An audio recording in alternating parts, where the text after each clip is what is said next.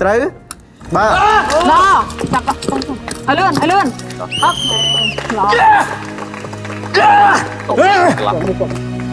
bỏ Còn so con cầm gì vậy កម្មវិធីកម្លាំងកោជល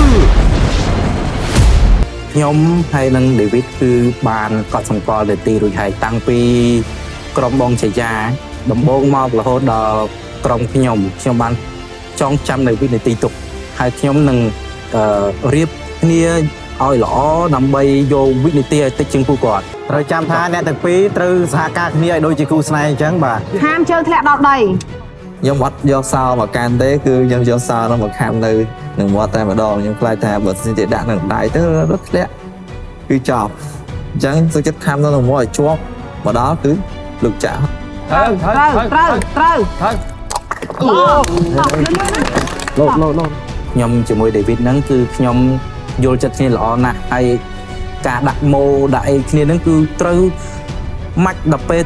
លេងកាន់តែត្រូវទៀត ដូចបងយាគាត់ថាគាត់ខ្លាំងជើងឆ្វេងសម្រាប់ចិត្តថាចងជើងឆ្វេង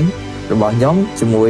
ជើងស្ដាំរបស់បងយាខ្ញុំខ្លាំងស្ដាំគាត់ខ្លាំងខាងឆ្វេងធ្វើឲ្យការលោតទៅយកសោហ្នឹងមានការលឿន Trứ ba Đó chặt hơi lươn ấp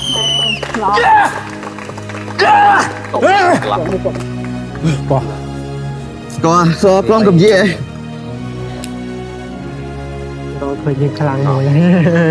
សម្រាប់ខ្ញុំផ្ទាល់ខ្ញុំមានមោទនភាពចំពោះខ្លួនឯងដោយសារតែការចាប់គូ